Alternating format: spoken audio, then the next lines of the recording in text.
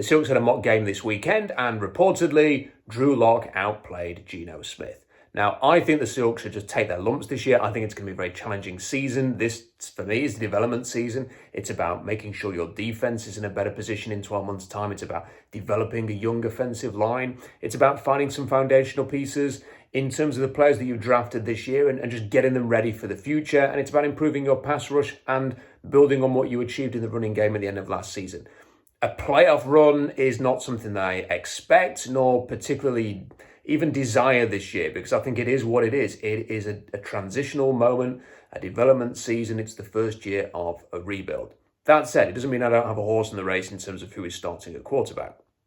Now, I hope that Drew Lock outperforming Geno Smith in this mock game is the start of a turn, because Geno Smith has been starting with the ones throughout training camp, and whenever Pete Carroll has spoken, he's always talked about Geno Smith being the number one in this race at the moment, that Drew Lock is the number two, but is competing to try and get the job. When you listen to everybody, there's a lot of respect for Geno Smith, and that's understandable. He's been there a long time. He speaks very well. You can see that in his press conferences. You can imagine him being the alpha male in that quarterback room and having a real rapport with players that he's worked with for 2, 3, 4 years at this point. That said, Geno Smith is Geno Smith. He's not a young quarterback who just needs a chance. He's into his 30s now.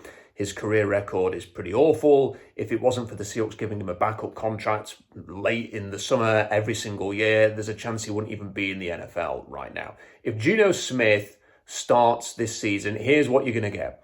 3 and out, 3 and out, 3 and out, 3 and out, 3 and out. It's going to be very difficult to watch. And the Seahawks can talk about how well he played against the worst team in the NFL last season, Jacksonville, in a rare win for the Seahawks last season before their end-of-season flourish.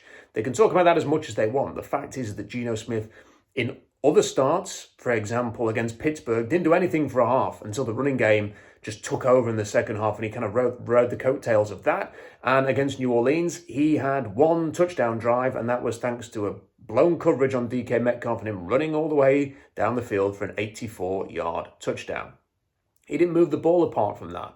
And as difficult as this season is going to be, I don't particularly want to watch Geno Smith toiling and struggling through a year of football, because it's going to be boring to watch, and I don't think it's going to help the development of these players. I think it could get very frustrating for people like DK Metcalf and Tyler Lockett. It could get them frustrated. And if you want to build on your running game, if no one respects the passing game, then it's going to be very difficult to run the ball as well. You're just going to face a lot of 8-man boxes, and they're going to dare Geno Smith to throw the ball. So I think it's going to be even harder to watch this year if Geno Smith is starting. Now, if Drew Lock is starting, he is massively erratic. He was at Missouri, he is at Denver, and in no way, shape, or form do I think that Drew Lock is going to be the long-term answer to the Seahawks. However, it's going to be more entertaining. You never know what you're going to get from Drew Lock. He may overthrow someone on a seam route, which is relatively easy, and blow a touchdown.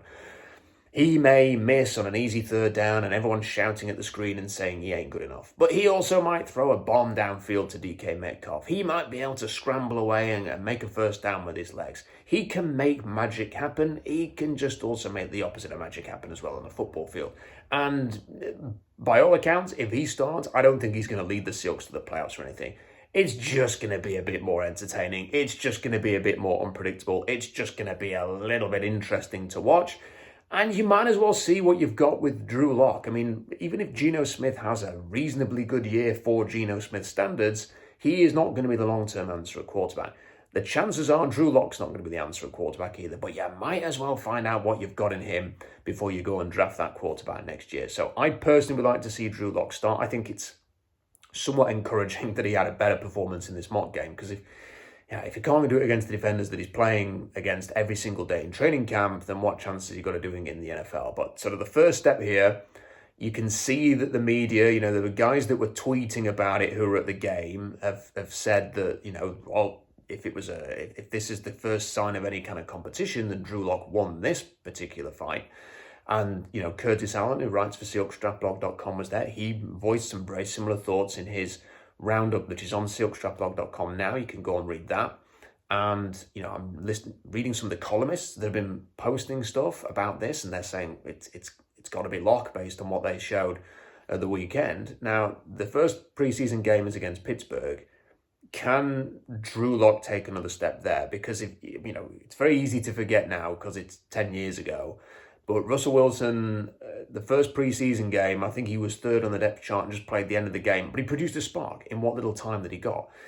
He got a couple of touchdowns, a passing touchdown, a very dramatic rushing touchdown, and he just had something. And then against Denver in the next game, he was fantastic. And then he got the nod to start in the third preseason game against Kansas City, excelled there, and after that game, he was anointed as the starter, and the rest is history.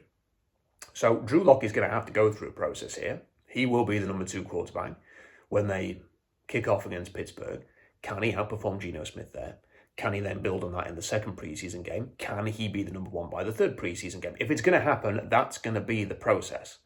But I hope it happens. I think it'd be more interesting for all of us to see Drew Lock there. If nothing else, he's got a big arm. He can throw it downfield.